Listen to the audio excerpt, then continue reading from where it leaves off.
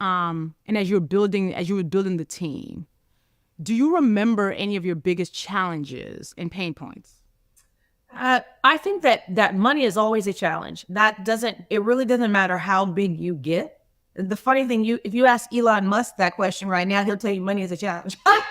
People think that the bigger you get, the easier it is financially. That's not true. The bigger you get, the more it costs.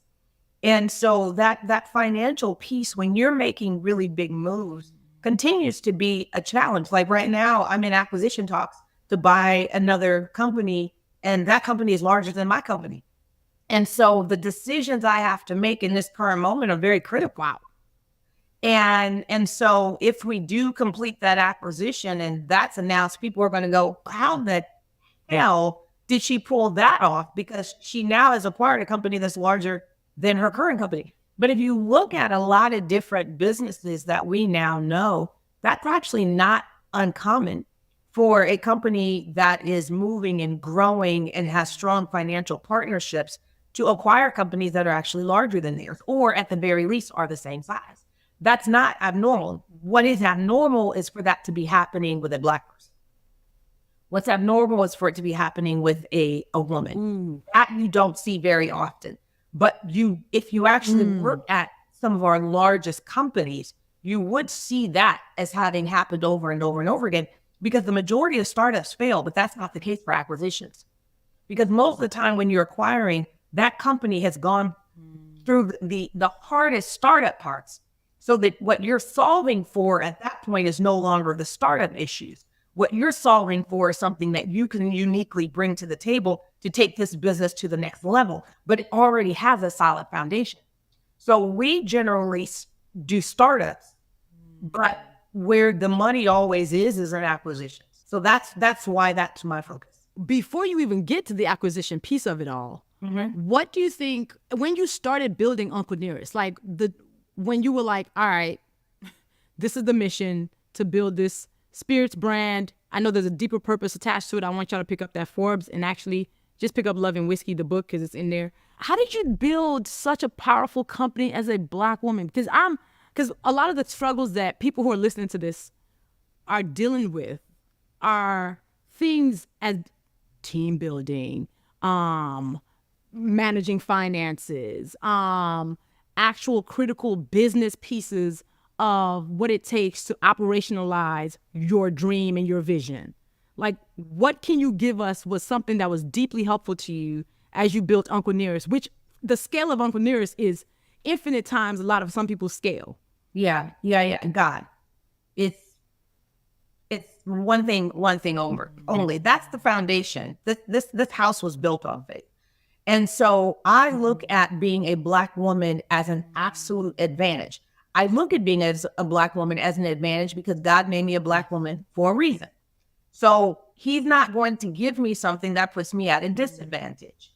So I walk into every room with a thought process of, yeah, there's a bunch of billionaires, decabillionaires, centabillionaires in this room, and they're going to all remember my name by the time I leave. Not because I'm going to say something so profound, not because I'm going to try to be in everybody's faces. To the contrary, I'm going to just move around in the manner that I would if I was at McDonald's. Like at first, I walk into those rooms so confident of who I am because God put me in those rooms. I think the reason why so many Black women and people in general, but since you asked specifically about Black women, I think one of the reasons we have so many challenges is we pull God out of it. I am a true believer that no matter what is going on in the world, I'm not the one in control of it. My job is to be obedient. I'm not bothered during this election season with who is going to land in the White House. Why? Because I know whoever lands in the White House, I'm going to succeed under their agenda. Why? Because you can't get into the White House without going through that. It's just a very fundamental thing that we like to separate ourselves out. We have this life that's sort of our life that we try to figure it out. But if we live a life that's truly submitted to God, as I do, then a lot of this stuff we're trying to figure out doesn't need to be figured out. If he allows for someone who I completely disagree with every aspect of who that person is to go into the White House. My job isn't to second guess the half of the country that put that person in the White House. My job is to stay obedient for my part of this race. I have a baton, it's my leg of the race, and that's my only job. The entire race, that's not my part. That's God's part. He's got a whole lot of pictures there. So when I am looking at my life and what I am doing, I just simply leave God in every single aspect. So I view it differently than I would say most Black women who I speak to, because I'm not looking at it and going, you know, Black women don't get funding from VC. We get less than 1% of funding from VC. And that's the conversation, and that's the battle, and that's the fight. I'm over here with the Lord going, why are you asking VC? Why is that where you're trying to get your money from? If they're not giving the money, why are you asking? That is clearly not where you should be getting your money from.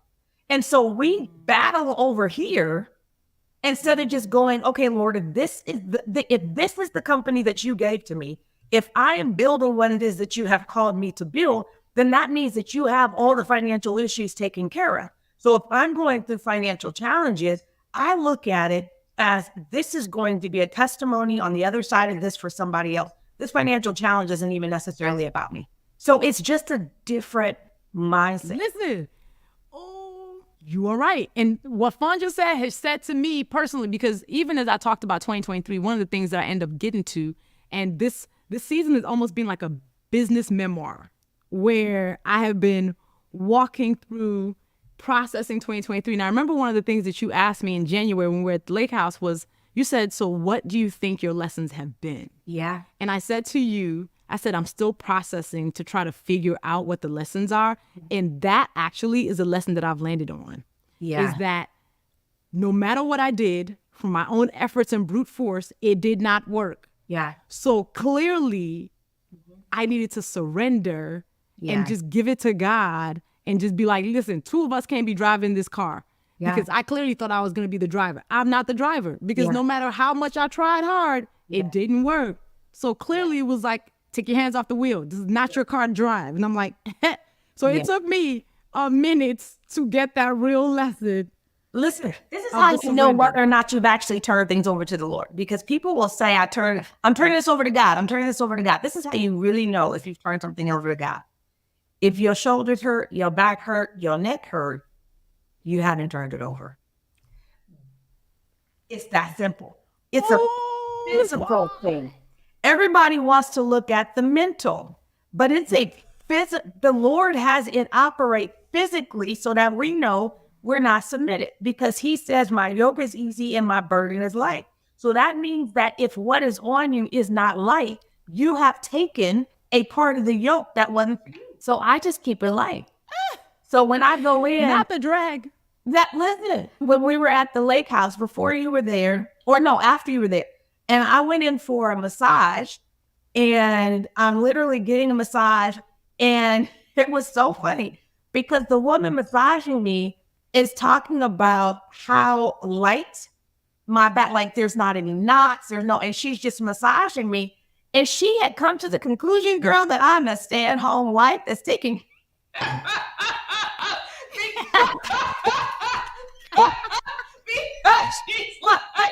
she's like, man, your life is real good. You must be chilling and vacationing at all times, because I didn't have the stress in my neck or my back. So she came to a conclusion.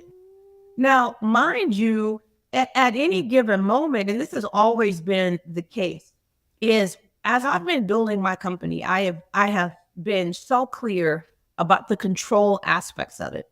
And so making decisions that keep me in control means that I'm sacrificing financial decisions a lot of times. It is not for the faint of heart, because when I have gone to do a series round, for instance, I've had to make decisions and said no during times where the bank account was negative and every credit card was maxed out. That's the part where people fold. And I look at that and go, there is a lesson in this that's not just for me, but it's for whoever else, and that will hear this on the other side of it. My responsibility, what God has been very clear in telling me that I need to do through this process, is hold control. So that's my one job, is as I'm building this, hold control. So that means that decisions that I make, it would be easier if I did something differently. Like, it would have been easier if I sold this company for $1 billion. That would have been easy, but that wasn't my assignment. And so we have this mindset a lot of times that easy means that we've achieved something. I don't have that mindset. I don't have an expectation of ease. I don't have an expectation of ease because there is literally no biblical time where anything was of ease. The closest we ever see to of ease is King Asa. And it's just everybody that was before him, war, everybody after him was war. And during that time frame, the Bible tells us in Asa, it's one of those things where, in Chronicles, it goes through all these different things. So if you sneeze, you're going to miss Asa. But during my period of construction or being under construction, for whatever reason, Asa appealed to me because the verse says, and the Lord gave Asa rest. He gave him peace during his years. And so I remember reading that and being a person that had no peace at that time and going, my prayer is going to be the life of Asa, with the exception of his ending, because in the end, he ended up making a deal with another king. And, a lot of times we'll go through our whole life faithful and then lose our minds at the end. I don't know why that is. A couple of kings did the same thing. But what I loved about it is he gave him peace. So I've always prayed for this life of King Asa. But here's the thing. The Bible doesn't say he gave him ease. It says he gave him peace. So for me, I don't have an expectation of peace. I have an expectation of peace. So I might have everything to the outside world. If we were put on a camera and you could see all the things going on at any given moment in my life, in my business, the challenges that I experience in my business as I'm building this, if that could be put on a screen, it would take most people out. Because they would look at that and go, oh, girl, sell. Like, that's too much work. That is so difficult. That's so much, like, the challenges you've already gone through pale in comparison to the challenges that you're about to go against as you're continuing to build. Do you really want to keep going at this level of challenge, which is really what it is at a certain place as you're building? And for me, if I didn't have the peace,